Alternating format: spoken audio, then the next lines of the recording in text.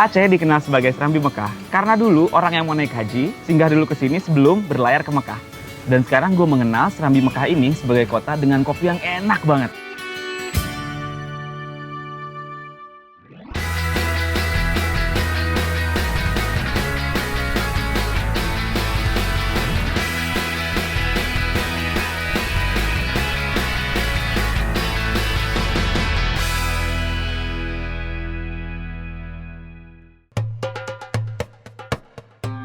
Saudara, kesenian dan kebudayaan Aceh pada dasarnya mempunyai identitas yang khas, yaitu terdapat unsur Islami di dalamnya.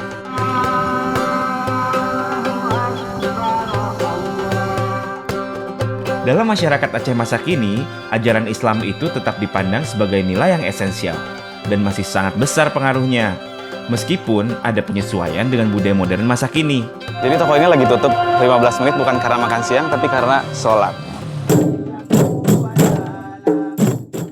Tari Rapai Geleng. Sebuah tarian yang terinspirasi dari doa zikir. Tarian ini mirip tari saman, namun dilakukan oleh laki-laki. Subhanallah saudara, kelihayan gerakan mereka bikin gua takjub. Itu tuh lihat, cepet banget tariannya.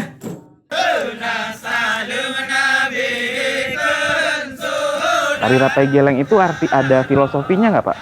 Ini merupakan sebuah tradisi yang latar belakangnya dari ritual keagamaan, Ya. yang sifatnya lebih kepada gerakan-gerakan orang sufi atau tasawuf dalam berzikir. Oh, jadi ini seperti gerakan-gerakan dalam zikir ya, gitu ya, Pak ya? Iya.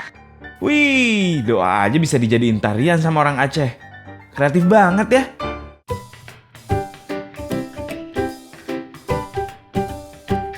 Bener-bener kental ya nuansa Islaminya. Aceh itu adalah satu-satunya daerah istimewa di Indonesia yang memberlakukan hukum syariah Islam. Saudara, untuk menjaga ketertiban di Aceh, di sini ada yang namanya polisi syariah, seperti Pak Hardi ini. Selamat sore Pak Hardi. Perbedaan antara polisi biasa dengan polisi syariah itu apa, Pak? Kalau polisi syariat itu WH, Wajib Isbah. Itu polisi khusus untuk polisi syariat Islam. Iya. Ini suka banyak yang penasaran nih, Pak, orang yang mau ke Aceh. Kalau yang perempuan harus pakai hijab ke sini, padahal kan pendatang gitu. Atau yang laki-laki nggak boleh pakai celana pendek atau baju tangan buntung, gimana Pak? Kalau memang di Aceh ini memang khusus daerah misalnya khusus untuk kota Madani Islami berpakaian yang Muslim. Saya rasa nggak usah takut. Betul. Kita sama-sama manusia. Ayo sekarang syuting. Saudara, Aceh itu memiliki sejarah yang sangat besar. Kebesaran sejarah Aceh dapat diceritakan dalam sebuah hikayat yang dituturkan oleh Muda Balia. Idina via dari Metro TV, Allahu Rabbi luar biasa pada zaman sekarang. Nah, Muda Balia ini pernah masuk MURI karena dia pernah 26 jam bertutur atau berhikayat secara langsung. Aduh, keren banget ya. Bayangin loh saudara, itu 26 jam loh. Pak, boleh ceritain sedikit nggak Pak? Yang Pak Muda lakukan itu apa sih namanya Pak? Kalau dalam bahasa Aceh dibilang hikayat. Tapi kalau dalam bahasa Indonesia dibilang seni tutur gitu. Kita dalam seni hikayat ini bisa menceritakan kisah-kisah legenda zaman yang ada di Aceh. Dan bisa juga menceritakan kisah yang terjadi hari ini. Itulah bedanya penghikayat dengan pembaca hikayat. Kalau pembaca hikayat, mereka ambil buku dan membaca kisah-kisah yang sudah pernah ada tertulis dalam buku. Iya. Tapi kalau pemain, mereka bisa mengarang spontanitas. Apa yang terjadi dan dia lihat dengan mata kepalanya sendiri, pun yang didengar lewat orang lain, bisa langsung dia membuat sebuah syair. Oh gitu. Pak Muda Balia, sukses terus. Terima kasih Pak. Luar biasa saudara, kagum banget gue. Sampai zaman modern pun, orang Aceh berperan besar pada sejarah bangsa ini. Contohnya adalah penyumbangan pesawat Selawah Dakota RI-001 pada saat kemerdekaan Indonesia oleh pengusaha-pengusaha Aceh zaman dulu. Pesawat ini adalah pesawat kedua yang dimiliki Indonesia dan menjadi transportasi udara Presiden Soekarno. Pesawat ini jadi cikal bakal Indonesia Airways yang sekarang menjadi Garuda Indonesia. Meskipun masyarakat Aceh sangat damai dan bersahabat, tapi mereka mempunyai sejarah yang cukup keras. Salah satu contohnya adalah pemberontakan Gerakan Aceh Merdeka atau GAM. Konflik GAM tersebut konon reda karena sebuah musibah besar, yaitu tsunami tahun 2004. Saudara, ini adalah Museum Tsunami, sebuah museum yang dibuat untuk memperingati peristiwa yang mengubah Aceh secara total.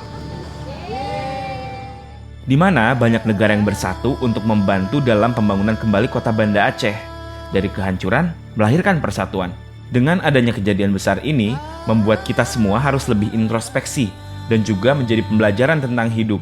Tentu, Yang Maha Kuasa mempunyai tujuan dan kita semua bisa mengambil hikmah dan hidayahnya. Tsunami dahsyat 1 dekade lalu menghancurkan kota Aceh dari pesisir utara seperti Pantai Lampung ini sampai 10 km ke dalam. Kurang lebih terdapat 500.000 korban jiwa. Saudara, bayangin deh, radius 10 km dari bibir Pantai Lampung sampai ke kota Aceh, waktu tsunami itu semuanya hancur. Pohon, rumah, bahkan satu desa loh hancur. Tapi ajaibnya ada beberapa bangunan masjid yang masih tetap berdiri kokoh. Ya salah satunya Masjid Rahmatullah ini.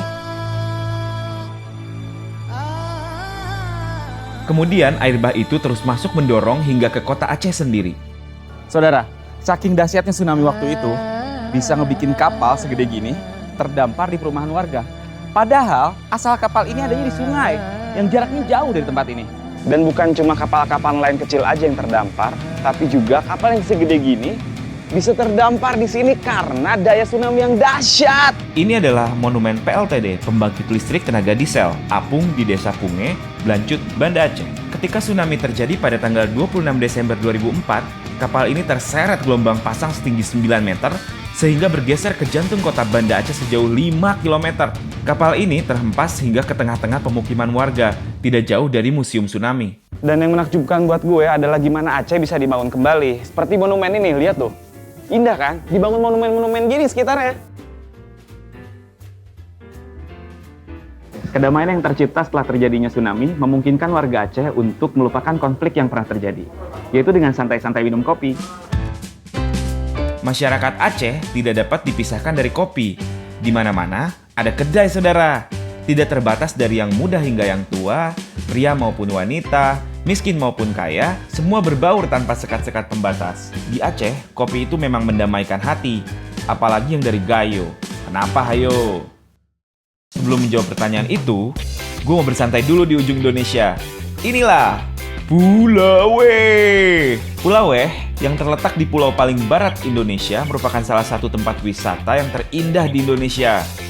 Nah, saudara, sekarang gue lagi ada di Sabang. Disinilah lokasi yang kayak ada di lagu itu loh. Tau nggak? Dari Sabang sampai Merauke berjajar pulau-pulau Sabang. Di samping terkenalnya Tugu 0 km, kita bisa menikmati pemandangan yang sangat menawan, baik di darat maupun bawah lautnya. Hai, gue sekarang lagi mau jadi narasumber Indonesia bersama Mbak Renita di sini. Halo. Kalau misalnya mau nonton selengkapnya, tonton aja Indonesia setiap hari Kamis jam 10:30 malam di Metro TV. Saudara, ini nih kenapa kopi merupakan simbol perdamaian buat orang Aceh. Tradisi minum kopi ini telah berkembang turun-temurun seiring perkembangan Aceh sebagai salah satu daerah produsen kopi kelas dunia. Setidaknya ada 2 daerah sentra produksi kopi di Aceh, yaitu kopi Robusta dari Ule Kareng dan kopi Arabica dari Gayo. Tapi dari keduanya, yang paling terkenal adalah kopi Gayo. Siang, Bang. Boleh saya gabung sini ya? Iya, saya Febrian dengan Bang siapa? Taufik. Oh, Bang Taufik. Mau nanya-nanya sedikit nih, Bang. Kalau waktu itu bener, Bang, pernah anggota TNI dan anggota dari GAM duduk bareng minum kopi? Sering. Bisa begitu ya? Nah, itu jawabannya, saudara. Kopi bisa membawa 2 pihak yang bertikai berdamai sejenak dalam cita rasa yang nikmat. Keren banget ya gue. Buat jawab satu pertanyaan aja, gue harus ke Pulau Weh. Weh, basah lagi. Weh.